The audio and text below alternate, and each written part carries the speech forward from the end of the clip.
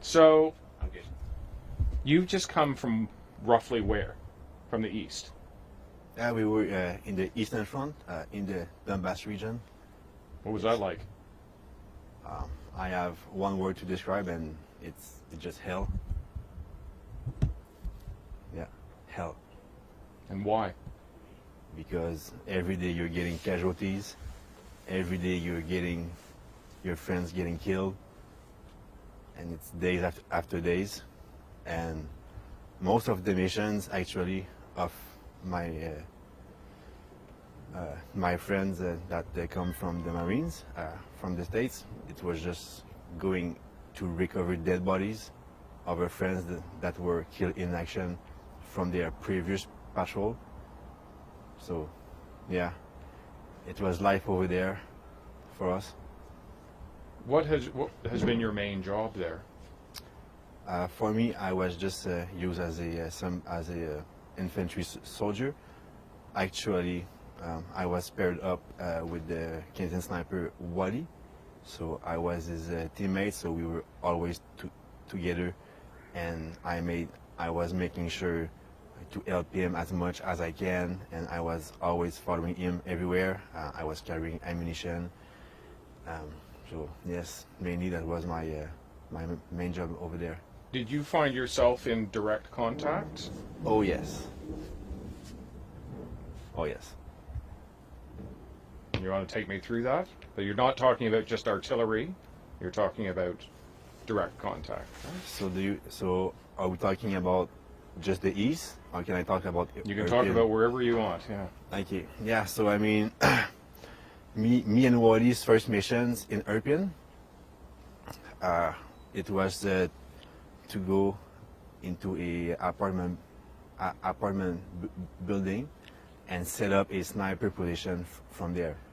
So we go up, we set ourselves, and then we start observing, and then maybe like 10 minutes after, it's like huge explosion.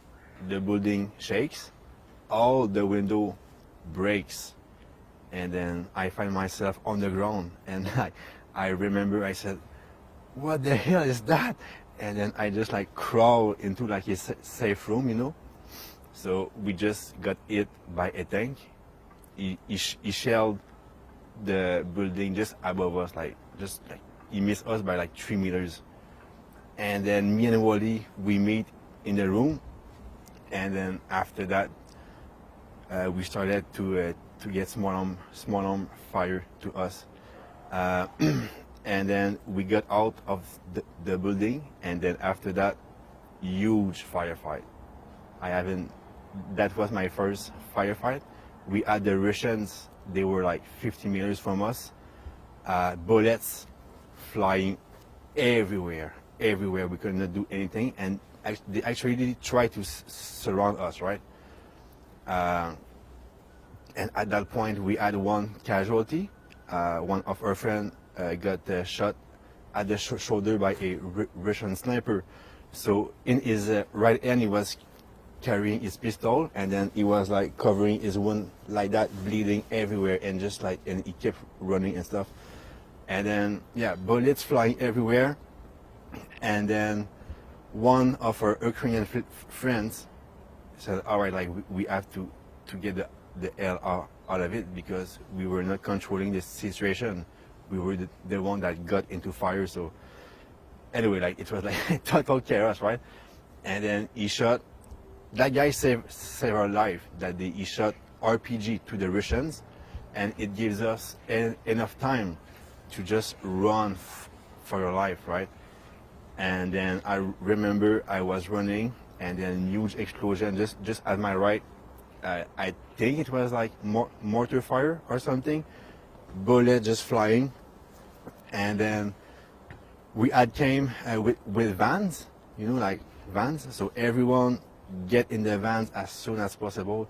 So it was in the van, it was the guy that was shot, and then after that my friend Wally, and then after that me. But like we all had our kit on us, right?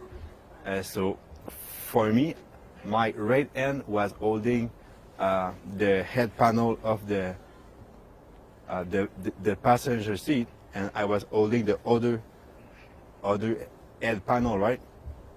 But we were too much in the van, so I couldn't close the door.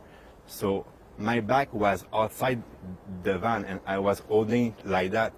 And that guy was driving like 100 kilometers in like a really residential street, right? And and then if I had left, I would just fall and just like fall on the ground. And then I had like the passenger guy was still shooting at them when we left. So and then we just it's a miracle, like we just made it out of there. But I mean, yeah, and that was our first patrol, our first mission. And then from there it just got worse. Yeah, that's what I would say. How long ago were you in the east, in Donbass?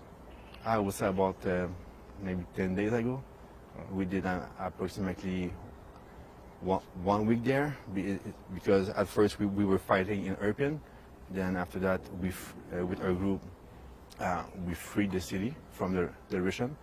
And then me and Wally and our unit, we got sent to fight in the east.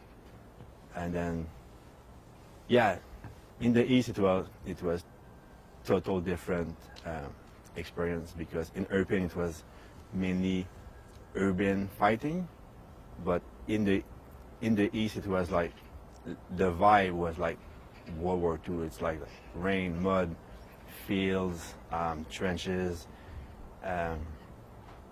Yeah, and it was hard because there was an entire Russian tank regiment on the other side of the valley, but we could not really do anything because we had one Javelin with us, and actually Wally learned in 2 hours how to operate the Javelin. And then just like that, we became a Javelin operating crew, like me and Wally. So after that, we were always sent on missions with the Javelin, right? But the tanks, they were too far away for us to engage with the Javelin. So every time we would go out, they would just shoot at us. And then there was one morning. That one morning, me and Wally, we left. The mission was to go on a one-day mission, right? Like in the little forest, to observe. If tanks approach, we engage them with the Javelin. So 5 o'clock, it's me and Wally. We walked there. We walked there. It was like 1.5 kilometers in the mud and stuff. And then we arrived on our position, and there was like a trench, and there were already 2 of our friends, Ukrainian, in the trench, right? So